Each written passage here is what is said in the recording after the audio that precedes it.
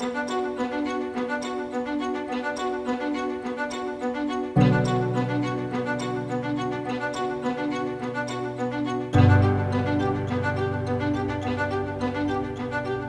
with Senator Ed Markey here at the Hope Center for the Arts.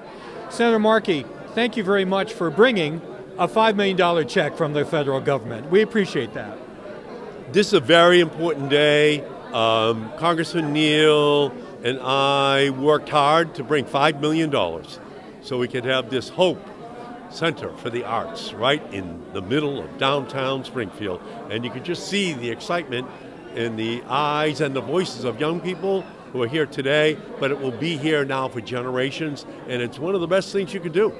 It's just to make sure that the public dollars that we control actually come back to serve, especially the next generation of young, talented artists.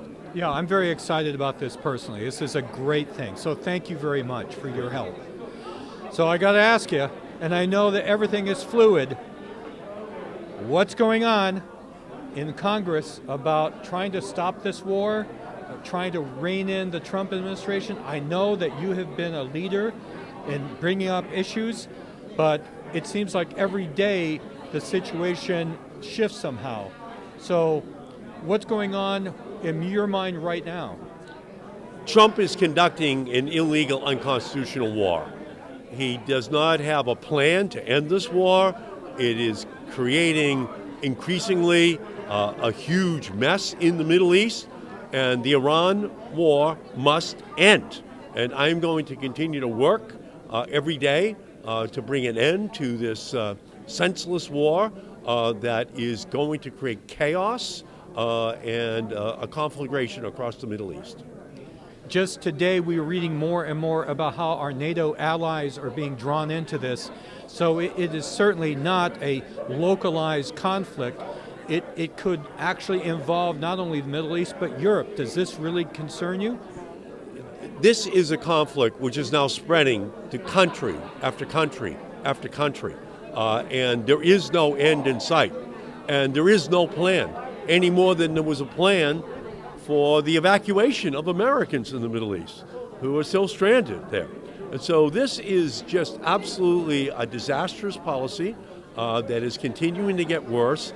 It's drawing in more nations into a conflict with no end in sight, no plan that is being articulated by Donald Trump. And ultimately, we just must end this war and bring our young men and women home. I'll just ask one more question because I know you're a busy guy. We've got the elections coming up in the fall, the midterms. Do you feel confident that the Democratic Party can get much more traction in Congress? The American people are very angry at higher health care costs, higher food costs, higher costs for the taxes they have to pay on tariffs, and now they're angry about this war in Iran that Donald Trump is constructing. And so, from my perspective, the rising cost of health care, the rising cost of electricity, of food, of all products that have tariffs upon them, combined with the Trump-Iran war, is going to be leading to a repudiation of Republicans across this country and an election of a Democratic House and Senate.